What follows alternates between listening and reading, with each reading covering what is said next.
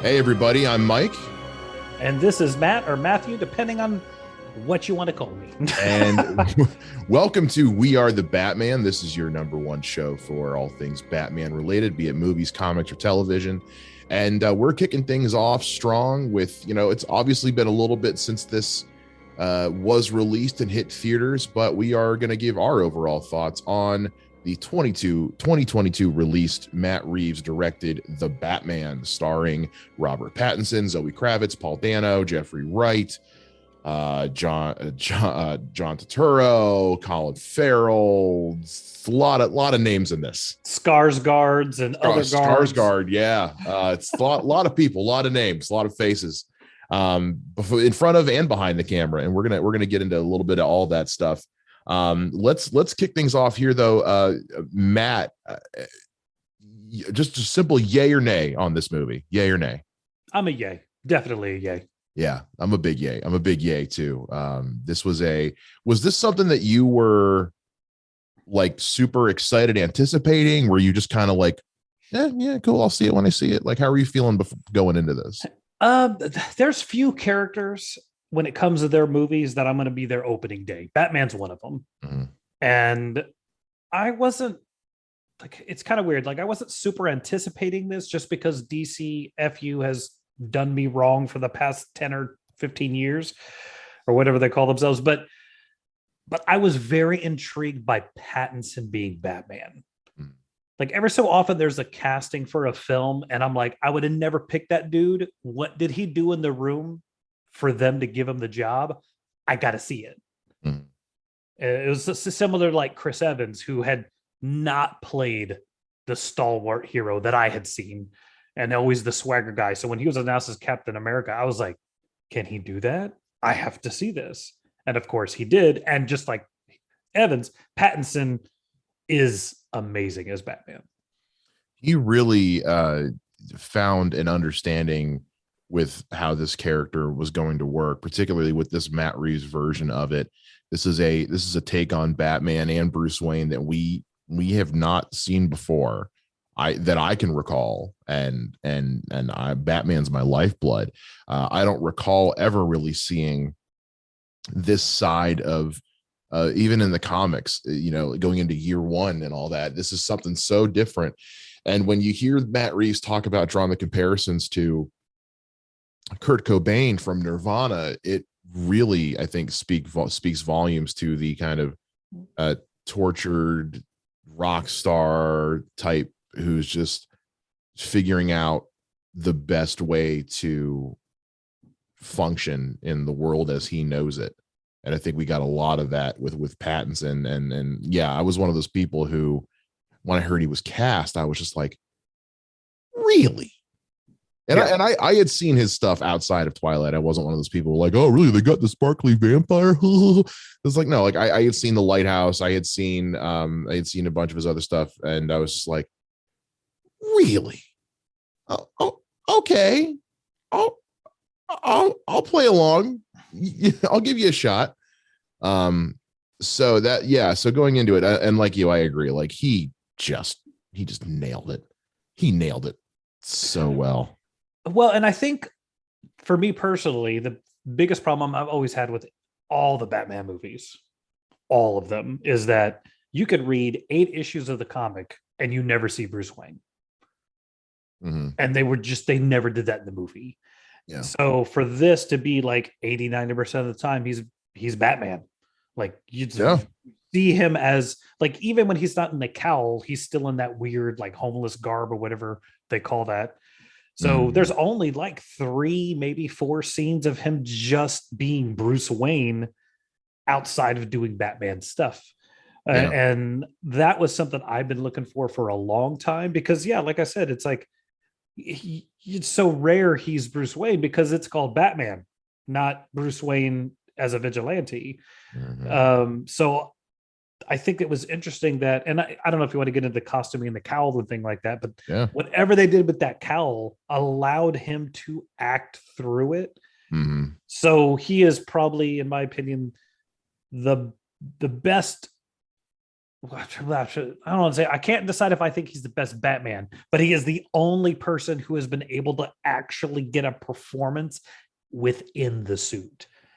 I am with you because it's like I'm struggling. I really don't want to just be one of those guys like, oh, this is the best one ever, especially because like it's so new. So you're worried about that recency bias thing. But it's one of those like the more I sit, because I have watched this movie, or at least parts of this movie, once a day since it came out on HBO Max. Because every time I do, there's something else about it I cling on to. It's like today I'm watching it and I'm really clinging on to the music, or I'm watching it and I'm really clinging on to the editing, or I'm clinging on to this aspect. And like you, yeah, I really felt like the suit, because Matt Reeves, I feel like, knew he's going to be wearing this suit for 90% of the movie. Yeah. He's got to be able to act in it. As opposed to, as much as I love The Dark Knight, and it's my number 2 favorite Batman movie. There's a joke in the movie about how the suit needs redesigned because he can't turn his head, which is a big joke that harkens back to the '89 Batman about every time Michael Keaton had to turn around, he had to turn his whole body. But even then, it was like he's wearing the suit for maybe a quarter of the movie tops. Yeah. And so he doesn't have to put on a performance. He just has to look like Batman and do some action. Yeah. So I agree with you because that mask is made of like stitched together leather. So it moves with his face. It works with his facial features. The Christian Bale's mask in The Dark Knight had like this little tiny narrow mouth hole. And it would just cause him to do the duck lip sting the whole time. The Bale cowls, especially the Dark Knight one, you can definitely tell like somebody was like, he doesn't have a strong jaw. We got to add it. Yeah. And that was where I think, and I'm not saying you shouldn't have cast Christian Bale, but just It's okay for him not to have a square jaw. Like, it's okay. We didn't have to give him the smallest mouth hole ever of a Batman costume. Look, the square jaw thing comes from Batman the Animated Series, where they drew a square jaw. Like, yeah. Yeah.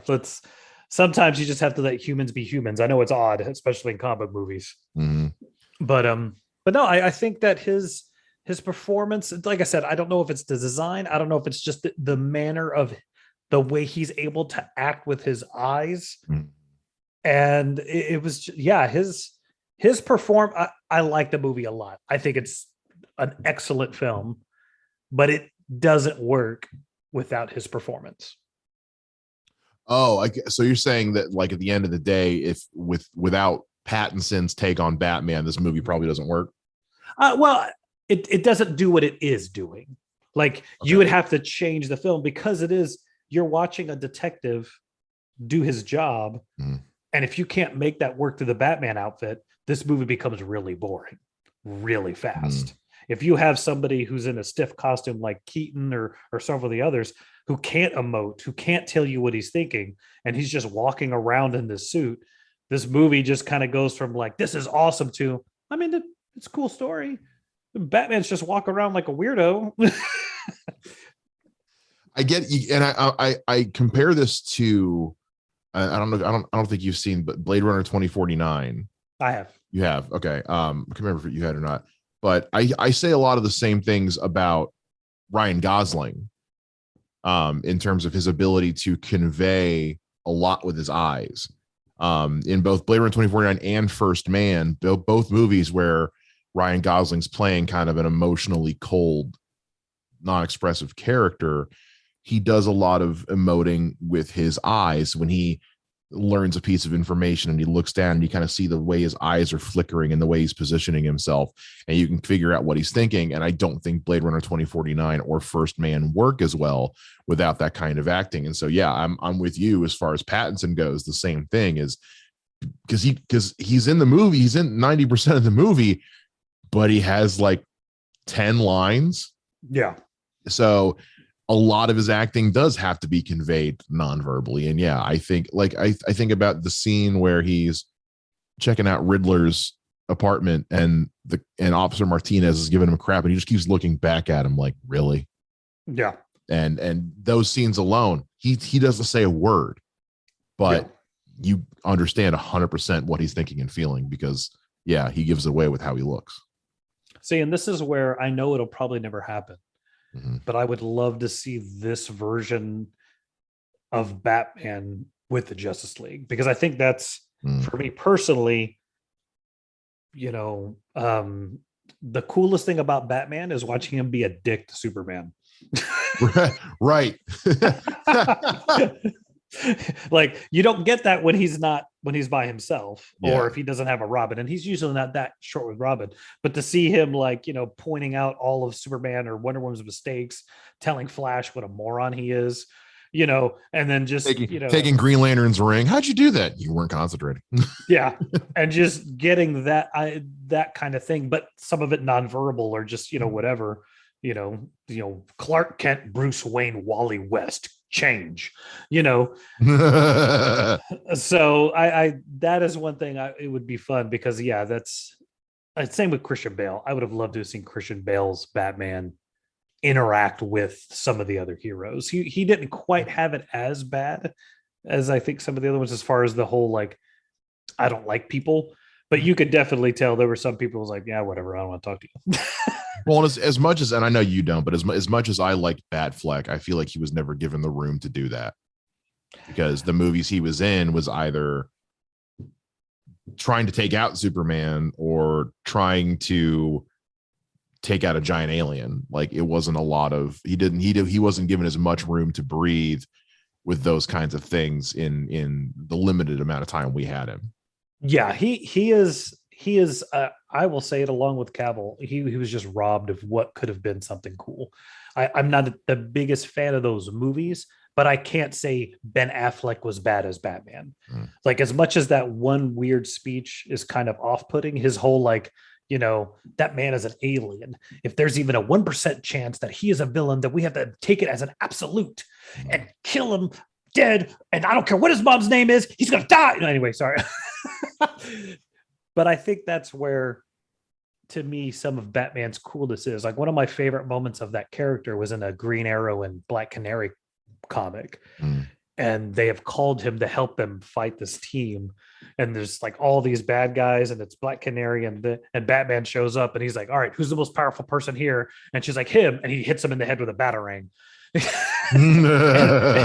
and knocks him out because he was a telepath. And then they just decimate this group because he took out instantaneously the person who would have kind of brought it all together. It's like when you go to prisons, you find the biggest guy there and you beat the crap out of him. It's not that I've been to prison. I haven't been in prison long enough to have to do that. So that's another episode of the show we'll have to do.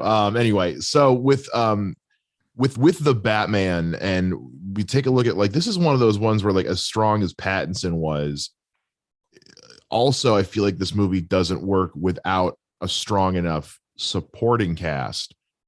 Yes. And my God, I mean, find me a bad performance in this movie from any of the supporting kids, because usually you get like one, maybe two, who they're like, I'm in a supporting role, I'm just going to read my lines and get through this, and they kind of phone it in maybe a little bit. Everyone who was in this, it almost felt like you're not the star, right?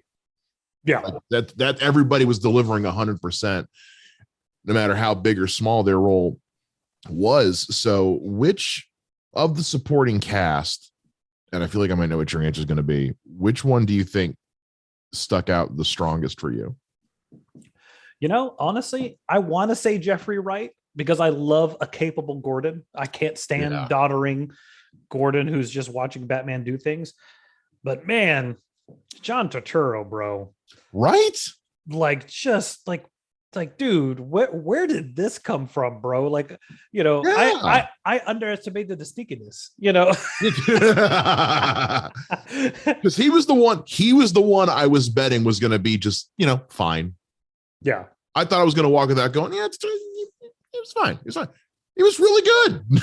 Oh, just some of the scenes, just, you get that, like, just enough sleeves that he's a villain, but not so over the top where he's like, yeah, say I'm one of the bad guys. Yeah. He's just, Yeah. Like you can almost believe the story he feeds Bruce. yeah.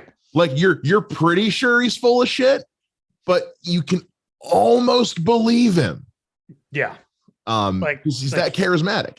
He's got like, you're like, dude, he does have my back. I know he's a criminal, but he's got my back. Does he though? Because he's already admitting, like, yeah, like I did this thing, but I didn't do it. It wasn't as bad. So it's like, so you think like, well, he's already admitting he did. If he was going to lie, he would just say he didn't do it. Right. Yeah. Yeah. But that also speaks to like the brilliance of the writing, because it's like that's just good writing right there. But also just how well, I mean, again, who would have ever thought I'd say that John Turturro was charming? He was really charming in the movie. But also when you get to where he's about to kill Selena Kyle, it's like you could totally believe this guy would just go around strangling people. Yeah. Oh no, he is the one who, because I mean, like everybody else who was cast, like I've seen other stuff with Jeffrey Wright. I've seen Paul Dano do this Riddler thing that he does dozens, in half the movies I've seen him in. Not that it was bad. It was just like, of course. Now sometimes they put an actor in place, and you're like, that's going to be great because he's there. Like when I heard Paul Dano was the Riddler, I was like, yeah, that's cool. That's fine. Yeah. But I don't think I even knew John Turturro was in this. So when he showed up, and I was just like, okay. I knew he was in it, and I kind of figured he was going to be Carmine Falcone when I heard he was cast. But it was one of those, but it was never confirmed until like the movie was about to come out. So it was one of those, I was like, okay, yeah, all right, sure. If you just need him but I also, again, didn't know how big a part he was going to play. It just, when you start hearing who they're casting and who they're playing, you start to figure like, oh, this is going to be like Long Halloween, which a lot of it was. So let's also get into our Selena Kyle. Let's get into Selena Kyle. That was, again, it was another one when they start, and I remember when they were announcing all these castings, I remember thinking to myself, like, okay, a lot of big names, a lot of characters. Are we facing an overblown cast? Like, is this going to be too many people? Because we saw that happen in movies like, where they have too many villains and too many extra characters and no one gets enough time. So it's like, and we're adding Catwoman to this. It's like, oh, okay, all right. Who are we casting? Selena. Oh, okay, cool. I'm into it. Again, it was another one of those like Paul Dano. You cast her as who? Okay, cool. I thought she crushed. I thought she absolutely totally crushed. I thought she kind of like with Pattinson, she knew what she wanted. She knew what this character needed to be. She knew how to approach it, and I feel like she was enjoying being this character so much. At no point did I feel like, oh, look, it's Zoe Kravitz as Catwoman. I was like, oh no, it's Catwoman. Like, that's Selena Kyle. Yeah, I thought she was really good. And the thing for me with her is, and it's kind of going back to the whole too many characters thing, is I don't think a movie can ever have too many characters. It can have too many origins. And I think that was the fault of a lot of these Batman movies early on, is like they got into telling the origins too much. Like we learn the Riddler's origin as the movie progresses. Right. It doesn't start out with him as an orphan, blah, blah, aggity schmaggity. So with Selena Kyle, I mean, she never just suddenly goes, oh, I'm going to be Catwoman now. You just see her doing her thing, and you realize she's been doing this for a while. We don't need an origin. I don't like, look, she works a strip club. Sometimes she probably was a stripper, but she's mainly a waitress in a horrible place, and she cat burglars. Mm-hmm. Cool. That's what I needed for this character. Let's go. Yeah. And I think that she's great in the role. Yeah, I don't know about the Falcone daddy thing, but I also have a weird, we get into the story here in a minute, but I thought her performances there, the chemistry between her and Pattinson is outstanding. Even though my God. It was palpable. You could cut the sexual tension with a knife. Yeah. Even though I would have loved to have seen like Bruce Wayne run into her and see if there's a difference. Which is why I thought it was really curious so when they're at the funeral and he thinks that she's there because he sees the boots or whatever, and it turns out it's not her.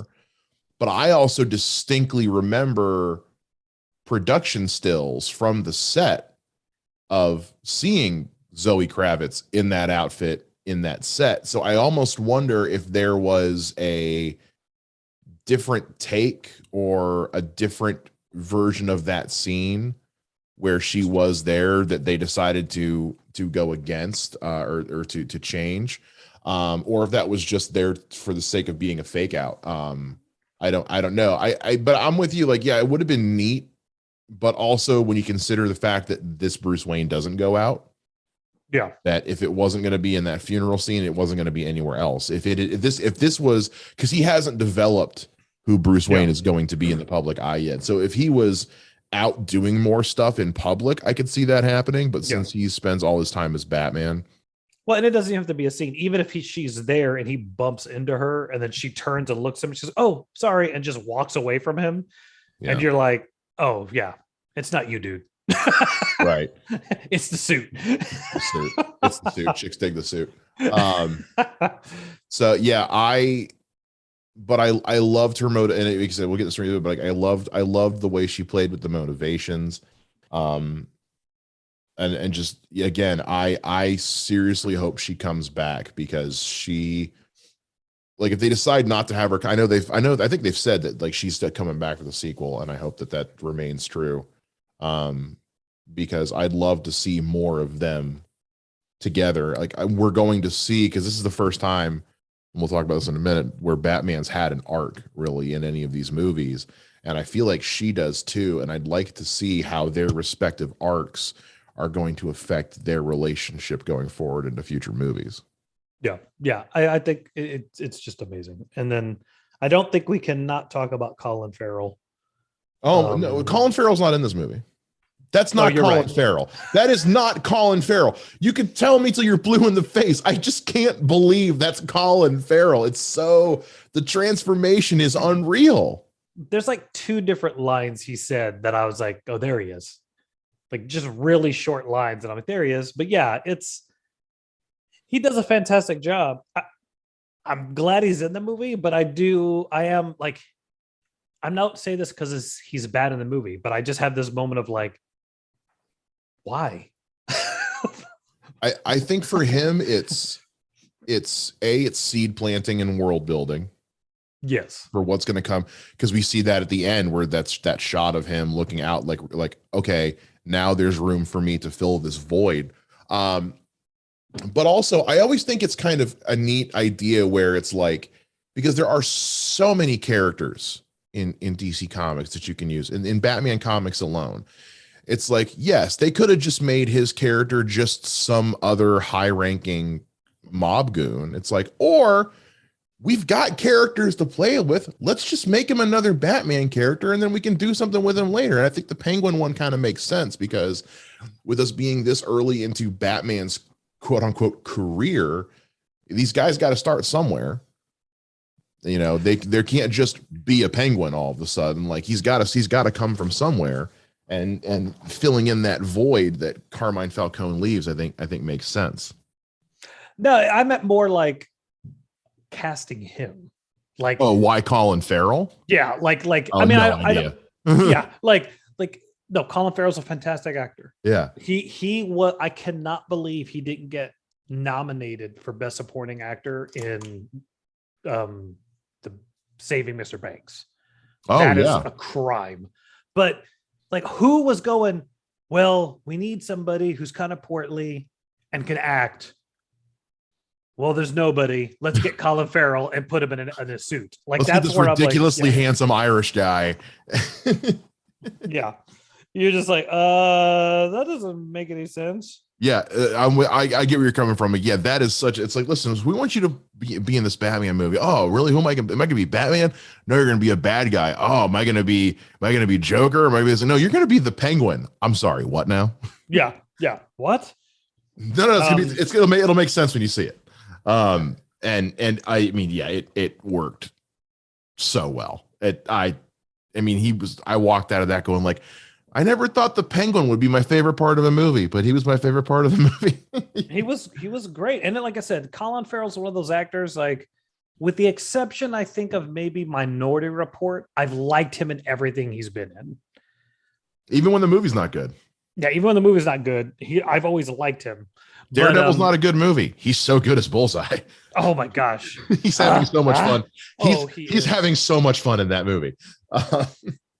Which Dude, starred Ben Affleck. Dude, I still like that movie. You guys, you're wrong. Get the director's cut. Anyway, we haven't mentioned him yet, but Andy Serkis is Alfred. Not a lot of screen time, very little screen time, in fact. But I like the dynamic. This is a different dynamic than what we've seen with Alfred and Bruce. I thought he was good. I like, there's nobody in this thing that I have to go, well, I wish. Well, there is one guy, but that's a different thing altogether, not to the actor. No, I just feel like he was so good, but this version of Bruce Wayne doesn't need him as much. Like, it's almost like this is a version of Alfred who has got Bruce Wayne to a certain point, and then Bruce Wayne has just gone on beyond it. Okay. And now you're like, okay, what do I do? Like, I still need to help this boy, but he doesn't want my help. So that's why I think it's interesting, because usually, Batman comes into the Batcave and he's like, Alfred, blah, blah, blah, blah, blah, blah. I need to, blah. And this one, Alfred has to come and like, hey, what are you doing? Oh, who's that? Oh, what's this code? He's kind of trying to reinsert himself in this situation, even though Bruce clearly doesn't want him there. Yeah. And so I think it's a really cool, it's a different dynamic, but it's also like, and it happens with a lot of any comic book movie, especially the Batman movies. It's like, because there's no arc, there's no development, even though there's sometimes an origin. It's like by the end of the origin story, everything is in place that's supposed to be in place. Mm-hmm. And I like that in this movie, like, everything's still not in place. This is his second year. He still has a weird suit. He doesn't fully have a quote unquote Batmobile that looks like a bat. Him and Alfred still don't have that rhythm of working together as a team. And I think that goes to show just kind of how, I dare say, like, immature the concept of a Batman is, and how he can mature into something more. I mean, he does it in the movie. He starts out being vengeance, and at the end of the movie is like, no, I cannot be vengeance. Yeah, I have to be something else. So, and I think your point about him not needing him or not realizing what Alfred's role is yet plays into that, because I think we're going to see that change in the next movie, and then I'm assuming there's going to be a third after that. I think we're going to see, because we see seeds of it in this one, where that dynamic is already changing when Bruce goes up and puts his shades on because God forbid he be in the daylight, and Alfred's like, oh, I'm just working on this. Oh, look, I figured it out. And Bruce is just kind of like, oh, okay, well, hey, while you're doing that. And then the moment in the hospital, which had me choking up a little bit in the theater the first time I saw it. I was just like, yeah, I think we'll see some of that as time goes on. But again, also, I think what we're going to see is that as Bruce Wayne develops his outward persona and becomes more of a public figure, Alfred's going to be there to keep the public at bay. Is going to be there to be his, like, where is Bruce Wayne? Oh, he's skiing. Yeah. He's going to be there to keep his real life in order and for him while he does his Batman thing. So let's get into the writing. Let's get into the story and the plot of this thing. One of the big, let's call it, criticisms, I think it's just more whiny complaints personally, but is the length of the movie. It's 3 hours long. How does that make you feel? I didn't mind it, in that I was so into the world, I could have been there forever. I did have a moment where I was like, oh, it's not over yet. So I think that Matt Reeves must not have had any clue he was going to get to do a second one. So every idea he had, he put into this movie because it's a very robust movie. Mm.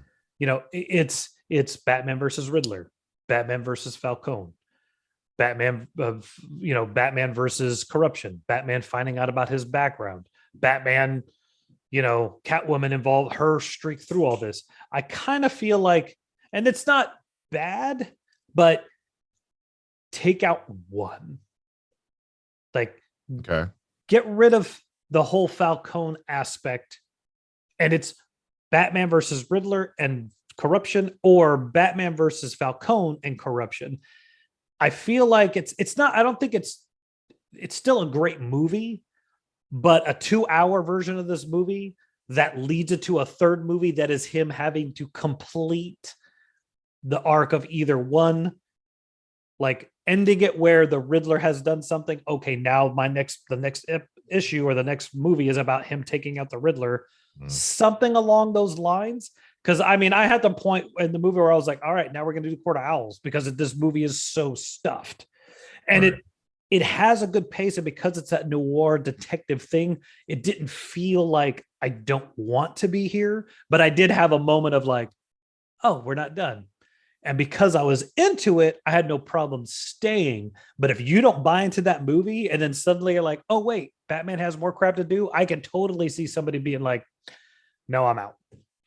So what I'll say is this. I mean, yeah, there's a lot. There's a lot in this movie.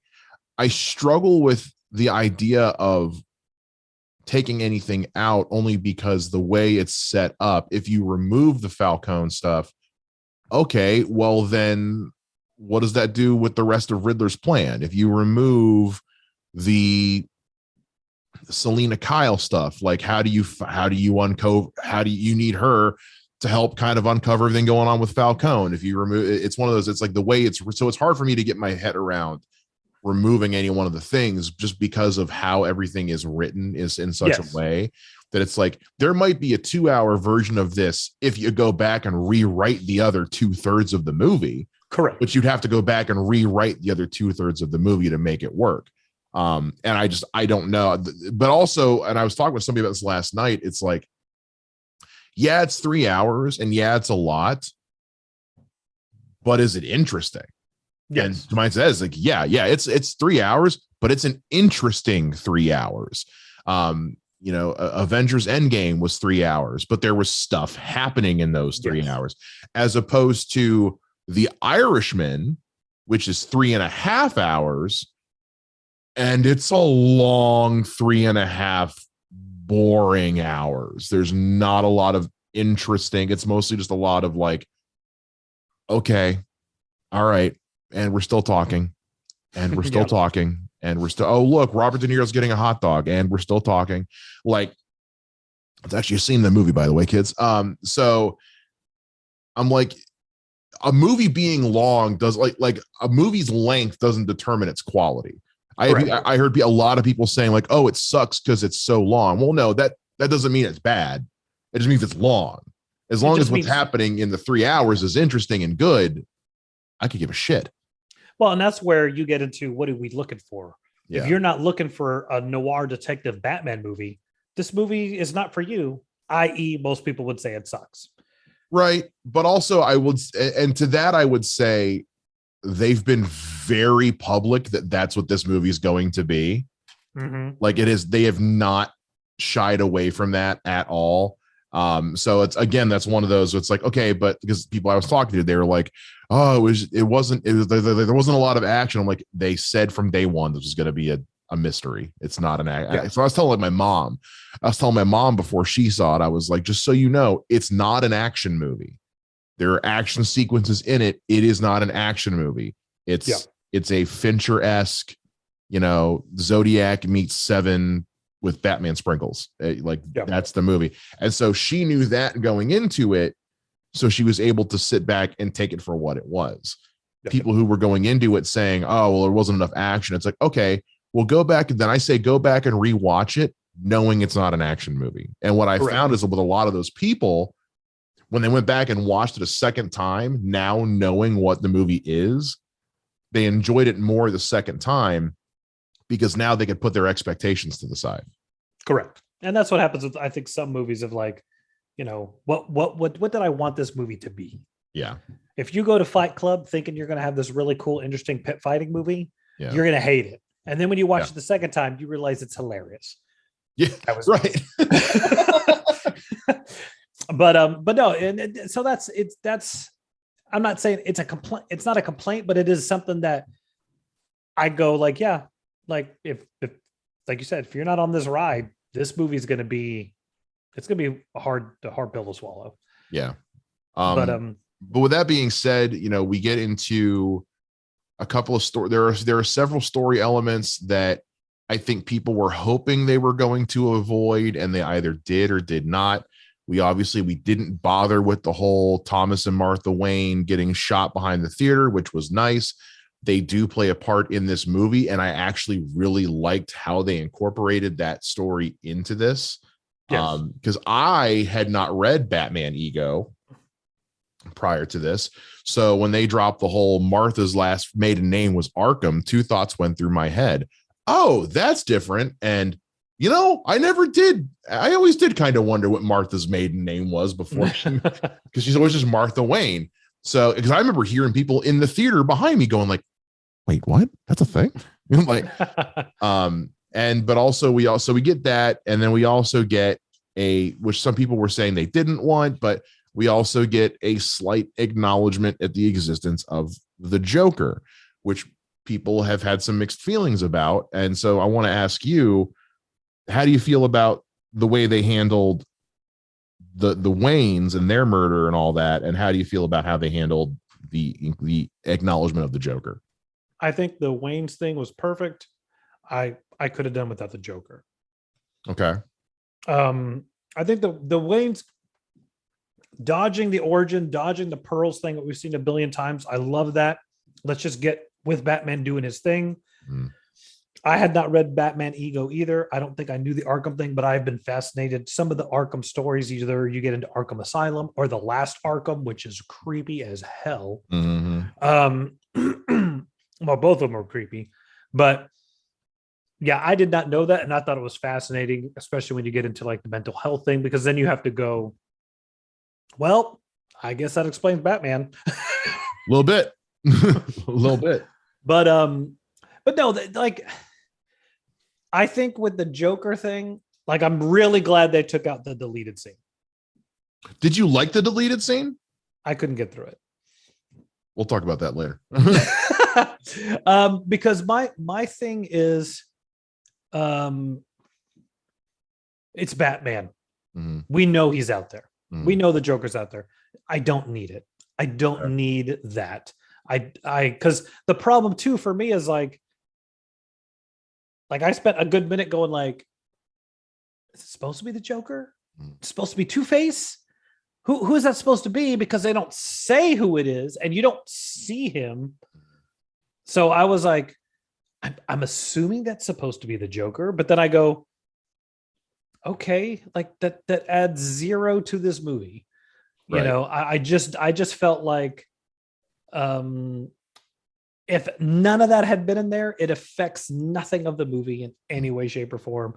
And I don't know if they just didn't want to do what's his name wrong by completely cutting him out of the movie or whatever. But yeah, I didn't hate it, but it was just like I just remember going like, no, man, I'm done. Like, I don't need this part. I just didn't.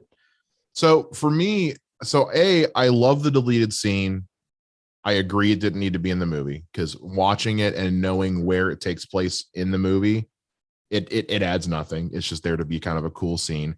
It's very much a continuing with Matt Reeves' kind of homage to these cerebral crime thrillers. It's very much a Silence of the Lambs moment. It's Batman going to him saying, look, I'm trying to deal with this guy. This is kind of your thing. What can you tell me? And it's a cool scene in how, again, it establishes where we're at. You know, you find out that Batman's already dealt with the Joker in his first year, because Joker makes the joke of like, oh, it's our 1 year anniversary and you brought me papers. 1 year, the paper anniversary. That's objectively funny, by the way. and just that kind of, but it does, like I said, it doesn't add anything to what we're going to get. We're going to find out later on anyway, the whole connection with him and the Riddler. I'm cool with the scene with him and Riddler in jail being in the movie because it doesn't commit to anything. Like even Matt Reeves has said, I'm not setting up for a sequel with this. Like he's like Joker. He's like, I have no immediate plans to use Joker as my next villain. He's like, I'm just acknowledging that he's out there. It's purely a world building. So from the world building aspect, I'm glad it's in the movie. Could you cut it out and save yourself a minute and a half? Yes. But also it's like you're saving a minute and a half. Who cares? Yeah. Or the movie that now a 5-minute deleted scene like we have with him and Joker in the cell. Yeah, by all means, cut that. It doesn't add anything. It's 5 minutes. Go ahead and cut that. The scene with Joker and Riddler is, like I said, it's like 90 seconds at the end. Who cares? It's just their way of, and it's also their way of letting everyone know like this shit's not over. Yeah. We're probably going to see, because it was something that they had originally planned on doing, I guess, with the third Dark Knight movie was going to be kind of something similar to what it seems like they're setting up. I don't know. We'll see. But overall, the one thing I want to comment most on with this is the first time in a Batman movie we've seen Batman have an arc. He is not the same person at the end of the movie that he is the beginning of the movie. Usually in these movies, Batman is just Batman. He's an infallible. Bruce Wayne has an arc.